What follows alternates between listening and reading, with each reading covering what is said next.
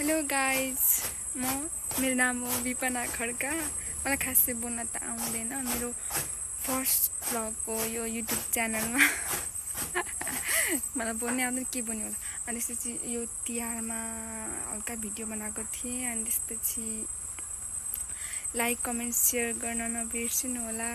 सबैले सेयर गरिदिनु होला। मेरो फर्स्ट भिडियोमा मेरो भन्नाले बोल्नै आउँदैन के भएको पनि।